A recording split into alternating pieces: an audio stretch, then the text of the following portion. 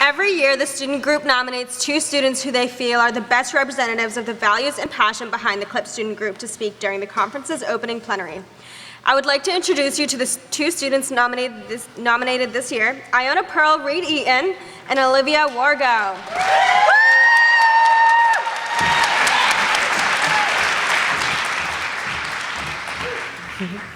Hi, everyone.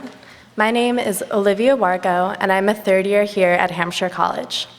I study reproductive justice, creative writing, and sculpture, using these frameworks to understand the power of storytelling, nostalgia, memory, the formations of family, and what is imagined.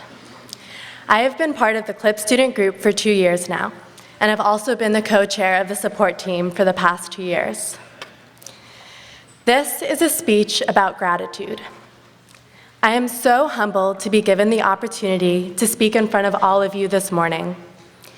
You are the people I read about in my classes and reference in my essays, the people who me and my peers call our heroes, our inspirations, our muses. The organizations that you represent are the ones we dream of working for one day. The organizations that sustain this movement, that remind us what we are fighting for and why. I want to thank CLPP for everything they do, for this conference, and the community, the family that they build and support by putting it on. But who I really want to thank, who I think need to be thanked, are students. I have worked with and witnessed the work of so many students during my time at Hampshire.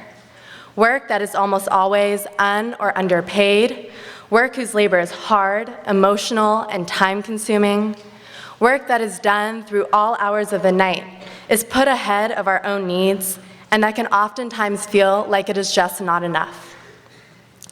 All of this, and we keep doing it. We do it because we love it, because we are filled with compassion and empathy, with fire and rage. We do it because it feels like there is no way we can ethically live on this campus, in this community, or in this world without doing it. We do it because a lot of times this work is a matter of survival. And not just our own survival, but the survival of communities that are close to our identities, the survival of people we love, the survival of our families.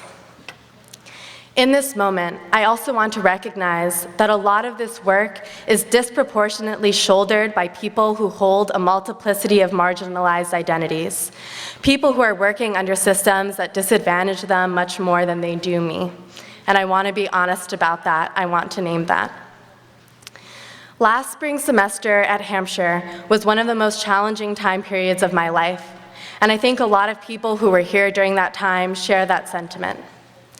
It was a time in which students were transparent about the ways in which this institution has hurt them, a time when students were vulnerable, made their wounds visible, and it feels that now, a year later, that has to be said. And what also has to be said is that the work that was demanded then is still not done. Some of our most important faculty positions at the school remain empty or only have intermittent staff, and students are still hurt, are still struggling. There is so much more to this, but I don't want to claim to be the one who can speak on it. But if you are interested, ask. Ask the students who labor here every day. Ask them what they need, ask them what they are fighting for, ask them how you can help. It is important to remember that even liberal colleges can be battlegrounds, that the students here are doing survival work, that we must support them in this, we must celebrate them in this.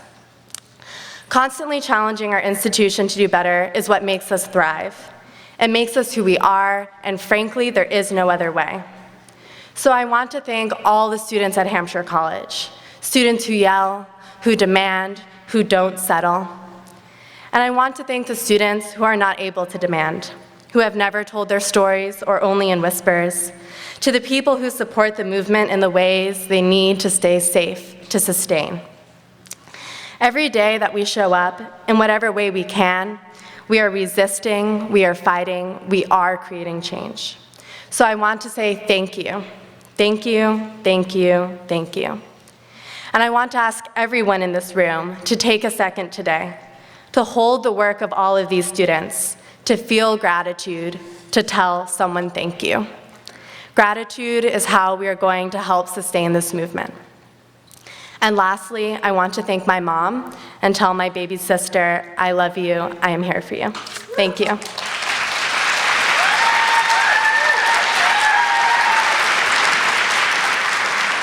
Good morning. My name is IonaPearl Reid-Eaton. I use she, her, or they, them pronouns. I've been a member of the CLPP student group since my first year at Hampshire, fall of 2013, and I have also worked in the CLPP office since fall of 2013. A brief content warning for my speech. I will mention sexual violence and oppression. Before I begin, I need to thank someone.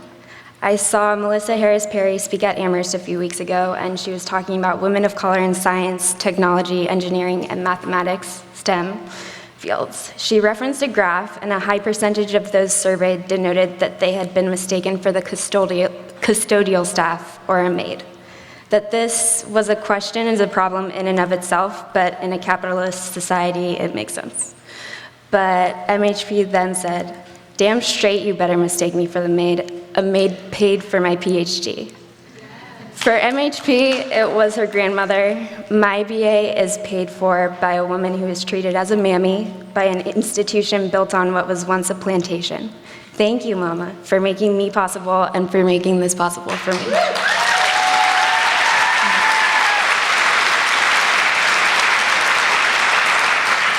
I often say, CLPP is the reason I'm still at Hampshire. CLPP is the reason I'm still in school. CLPP has changed my life. And it's true.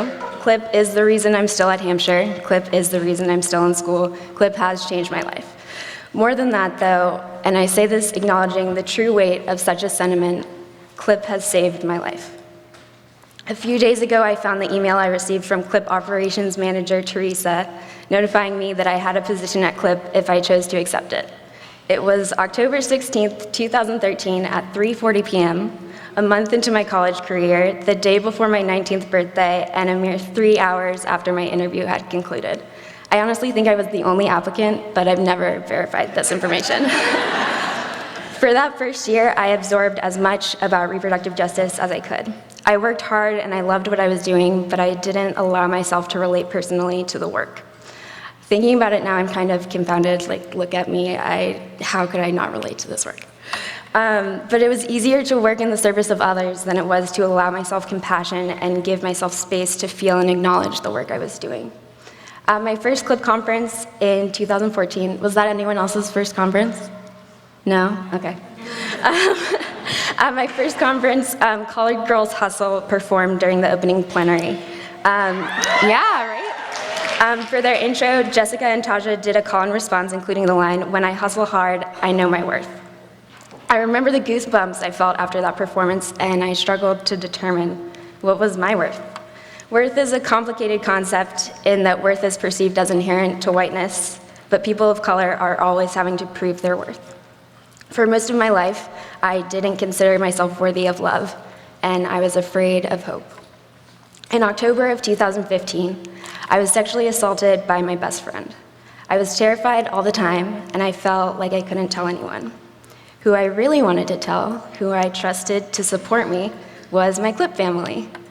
But I couldn't because I was afraid of my bosses' and professors' responsibilities as mandatory reporters. In the spring of 2016, I created a photo project about my experience for another student's thesis, and members of the CLPP staff saw my work and thanked me for it.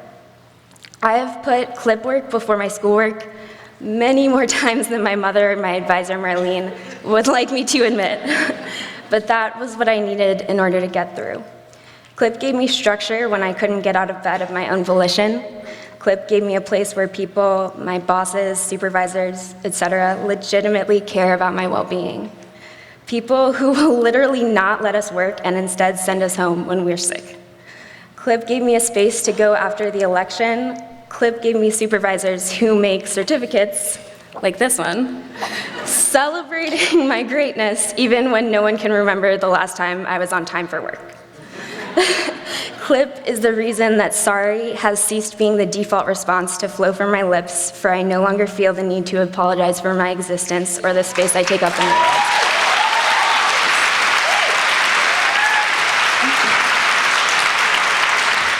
world. Circling back to Melissa Harris-Perry, towards the end of her talk, she said, I was talking to Anita Hill a few years ago, and she asked me, what if they had taken me seriously?